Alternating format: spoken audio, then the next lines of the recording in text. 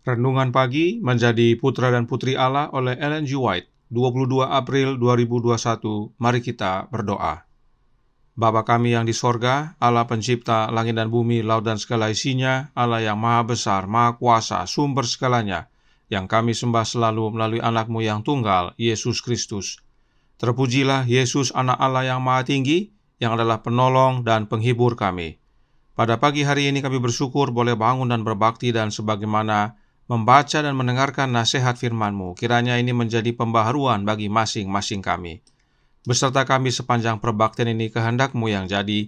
Ampun kami akan dosa dan salah, karena kami berdoa hanya dalam nama anak Allah yang tunggal, Yesus Kristus, yang adalah Tuhan dan Juru Selamat kami. Amin. Renungan hari ini akan dibacakan oleh Saudara Allen Kaumpungan. Silahkan Saudara Allen.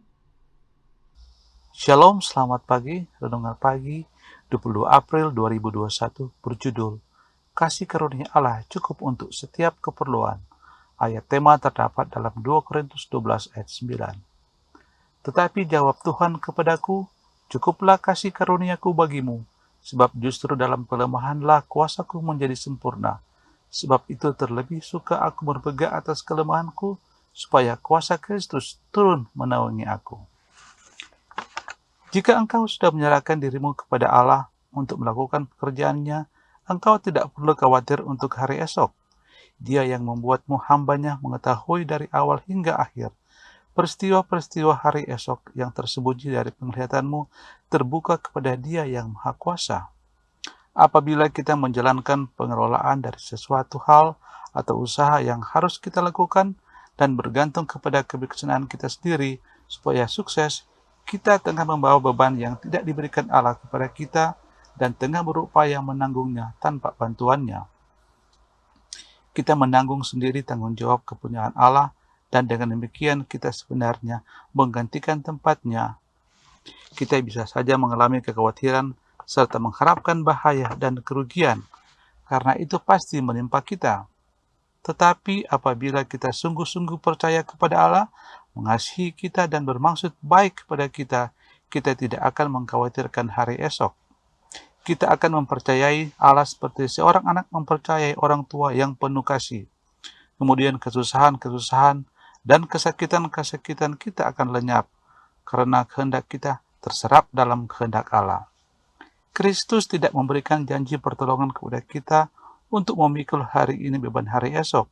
Dia telah mengatakan, cukuplah kasih karuniaku bagimu, tetapi bagaikan mana yang diberikan di padang belantara, kasih karunia-Nya diberikan setiap hari untuk keperluan hari itu.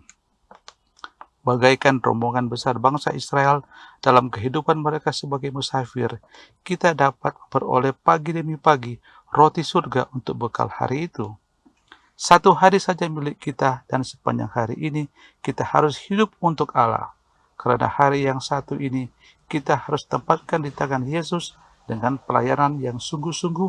Semua maksud dan rencana kita serahkanlah segala kekhawatiranmu kepadanya, sebab Ia yang memelihara kamu. Sebab aku ini mengetahui rancangan-rancangan apa yang ada padaku mengenai kamu. Demikianlah firman Tuhan, yaitu rancangan damai sejahtera dan bukan rancangan kecelakaan. Terima kasih untuk bacaan renungan pagi. Terima kasih atas penata layanan Saudara Allen. Tuhan Yesus memberkati. Selamat pagi saudaraku dalam Tuhan.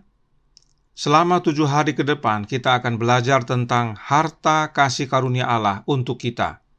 Dan pekabaran hari ini berjudul Kasih Karunia Allah cukup untuk setiap keperluan.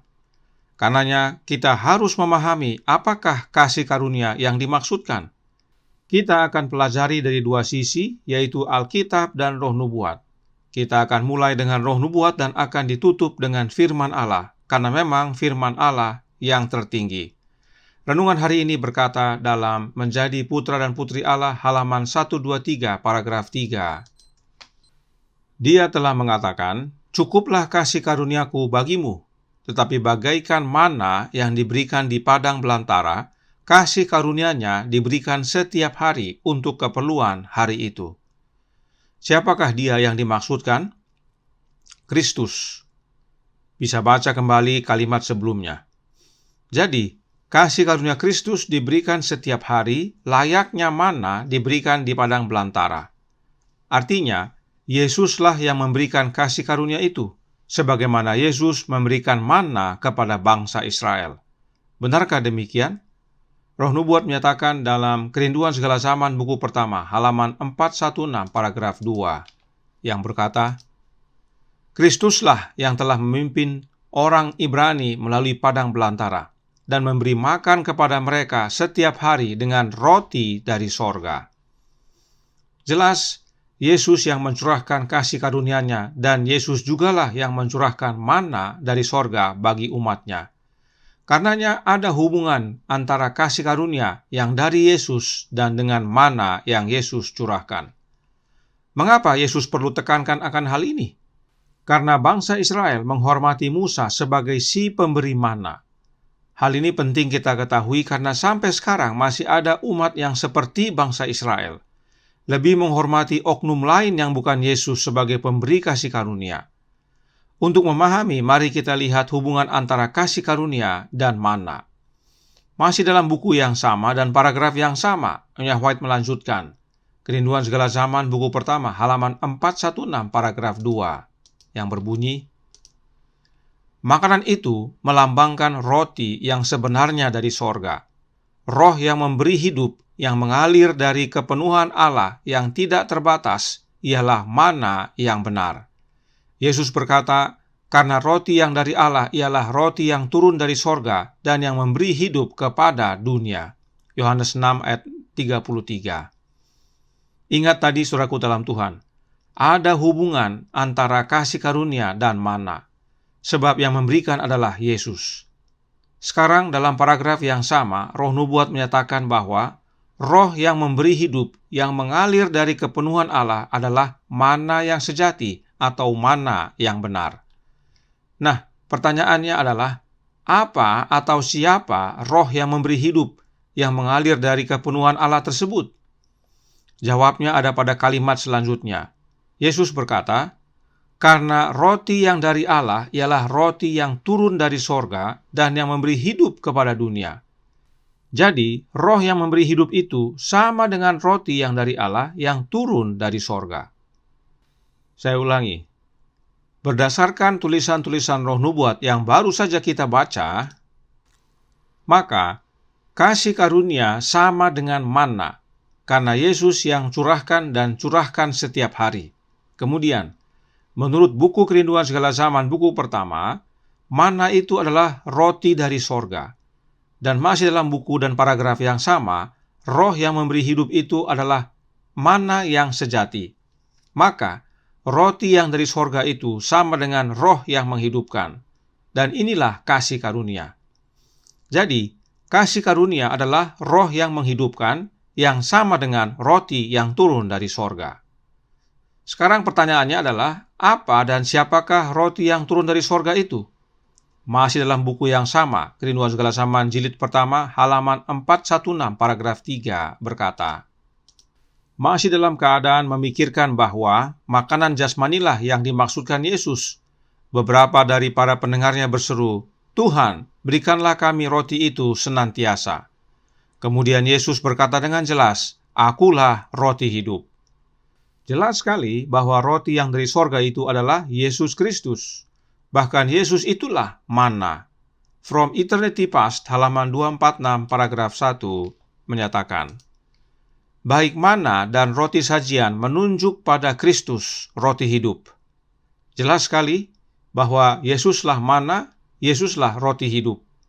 Dan ingat tadi Roh Nubuat menyatakan bahwa roh yang memberi hidup itu sama dengan mana, dan mana itu sama dengan roti yang dari sorga. Nah, dari kutipan yang baru kita baca ini, baik roti dan mana adalah Yesus. Maka, dengan jelas, Roh Nubuat menyatakan bahwa roh yang memberi hidup adalah Yesus Kristus itu sendiri. Sebab memang Yesus telah menjadi roh yang menghidupkan. The Youth Instructor Desember 9 tahun 1897 paragraf 1 berkata, kita harus mewujudkan kasih Kristus melalui berdiamnya rohnya yang menghidupkan. Hal ini berdasarkan 1 Korintus 15 ayat 45, di mana Paulus menuliskan bahwa Yesus yang adalah Adam yang akhir telah menjadi roh yang menghidupkan. Jadi, kasih karunia Kristus itu adalah rohnya Kristus yang menghidupkan atau roh yang memberi hidup. Sebab memang Yesus adalah roti hidup. Lalu, mengapa tadi dikatakan bahwa roh yang memberi hidup ini mengalir dari Allah? Sebab Allah, yaitu Bapa, adalah sumber segalanya dan semuanya termasuk hidup yang Allah Bapa karuniakan melalui dan di dalam anaknya. Jadi jelas bahwa kasih karunia Kristus itu adalah rohnya Kristus itu sendiri. Melalui roh Kristus inilah kita menerima kasih karunia Allah yang adalah harta bagi kita. Sebab hanya ada satu jalan kepada Bapa, yaitu anaknya Yesus Kristus. Bagaimana dengan Alkitab? Kita buka ayat inti renungan hari ini yang berkata dalam 2 Korintus 12 ayat 9 yang berbunyi, "Tetapi jawab Tuhan kepadaku, cukuplah kasih karuniaku bagimu, sebab justru dalam kelemahanlah kuasaku menjadi sempurna. Sebab itu terlebih suka aku bermegah atas kelemahanku, supaya kuasa Kristus turun menaungi aku." Dari ayat ini jelas bahwa ada hubungan antara kasih karunia Kristus dengan kuasa Kristus. Sebab Yesus yang adalah Tuhan berkata, "Cukuplah kasih karuniaku bagimu, sebab justru dalam kelemahanlah kuasa Kristus jadi sempurna." Perlu dipahami bahwa dalam tulisan Paulus, Allah itu adalah Bapa dan Tuhan itu adalah Yesus Kristus. Hal tersebut berdasarkan 1 Korintus 8 ayat 6 yang berbunyi, "Namun bagi kita hanya ada satu Allah saja, yaitu Bapa, yang daripadanya berasal segala sesuatu dan yang untuk Dia kita hidup. Dan satu Tuhan saja, yaitu Yesus Kristus, yang olehnya segala sesuatu telah dijadikan dan yang karena Dia kita hidup." Ayat ini sering dimanipulasi oleh kaum Trinitas, sebab mereka tidak nyaman karena Allah Roh tidak disebutkan. Kami akan tanggapi pernyataan kaum Trinitas tersebut agar umat melihat pilihan yang ada dan dapat menentukan pilihan yang benar. Nah, mari kita kembali. Jadi, bagi Paulus, Allah itu adalah Bapa dan Tuhan itu adalah Yesus Kristus. Sebab memang Bapa telah menjadikan Yesus Tuhan. Kisah 2 ayat 36 yang berkata, "Jadi seluruh kaum Israel harus tahu dengan pasti bahwa Allah telah membuat Yesus yang kamu salibkan itu menjadi Tuhan dan Kristus." Jelas bahwa Tuhan yang dimaksudkan adalah Yesus Kristus. Nah, mari kita kembali ke ayat inti hari ini. Kata kuasa dalam ayat ini atau strength dan power dalam versi King James diterjemahkan dari kata Yunani yang sama, yaitu dunamis. Mengapa hal ini perlu kita ketahui? Untuk membantu umat-umat yang sering diajarkan tentang bahasa-bahasa Alkitab. Nah, kata dunamis ini adalah kuasa atau power yang Yesus janjikan kepada murid-muridnya sebelum Dia terangkat ke surga. Kisah 1 ayat 8 yang berkata, "Tetapi kamu akan menerima kuasa kalau Roh Kudus turun ke atas kamu, dan kamu akan menjadi saksiku di Yerusalem dan di seluruh Yudea dan Samaria dan sampai ke ujung bumi." Kata kuasa atau power dalam ayat ini diterjemahkan dari kata dunamis yang sama dengan ayat dalam 2 Korintus 12 ayat 9. Karenanya, kuasa atau dunamis sama dengan Roh Kudus. Hal ini sesuai dengan Kisah 1 ayat 8. Kemudian, kuasa atau dunamis itu berasal dari Yesus Kristus, sebagaimana 2 Korintus 12 ayat 9 nyatakan.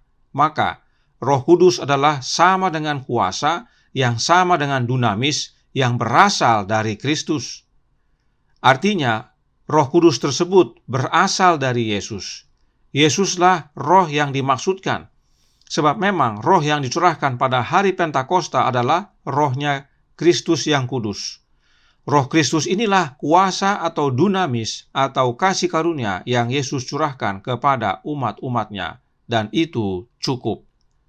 Jadi jelas bahwa baik Roh Nubuat dan Alkitab semuanya menyatakan hal yang sama, bahwa kasih karunia Allah yang dikaruniakan melalui anaknya Yesus Kristus adalah rohnya Kristus itu sendiri. Sebab Yesus telah berdoa dalam Yohanes 17 ayat 21 yang berbunyi, supaya mereka semua menjadi satu, sama seperti Engkau, ya Bapa, di dalam Aku dan Aku di dalam Engkau, agar mereka juga di dalam kita, supaya dunia percaya bahwa Engkaulah yang telah mengutus Aku. Jadi, dengan menerima Yesus, tinggal dalam Yesus, maka itu sama dengan kita tinggal di dalam Bapa melalui Anaknya. Itu sebabnya dengan jelas Yesus berkata, agar mereka juga di dalam kita. Kita di sini yaitu Bapa dan Anaknya. Dan ini terwujud pada hari Pentakosta, saat Roh Kristus yang kudus dicurahkan kepada jemaat mula-mula. Dan kasih karunia ini masih dicurahkan setiap hari bagi kita, umat-umatnya. Sebagai penutup, kita baca kembali tulisan Roh Nubuat yang terdapat dalam Steps to Christ, bab 6, halaman 52, paragraf 2, yang berbunyi, beberapa tampaknya merasa bahwa mereka harus menjalani masa percobaan dan harus membuktikan kepada Tuhan bahwa mereka telah direformasi sebelum mereka dapat menagih berkat-Nya. Tapi bahkan mereka boleh menagih berkat Allah sekarang. Mereka harus memiliki kasih karunia-Nya, Roh Kristus, untuk menolong kelemahan mereka atau mereka tidak dapat melawan kejahatan. Jadi, kasih karunia Allah, sebagaimana pelajaran minggu sebelumnya dan pelajaran hari ini adalah Roh-Nya Allah, yaitu Roh-Nya Bapa, namun kasih karunia Allah tersebut dikaruniakan melalui Anaknya, Yesus Kristus. Dan Yesus hadir dalam hidup kita melalui kehadiran Roh-Nya, Roh Kristus. Dan itu cukup untuk satu hari. Karenanya mari kita hidup dan tinggal dalam Yesus dengan menerima kehadiran Roh Kristus dalam hati kita dan memintanya setiap hari. Tuhan memberkati, saya bawa dalam nama Yesus. Amin. Mari kita berdoa. Bapa kami yang di sorga, Allah pencipta langit dan bumi, laut dan segala isinya, Allah yang maha besar, maha kuasa, satu-satunya Allah yang benar, yang kami sembah selalu melalui Anak-Mu yang tunggal, Yesus Kristus.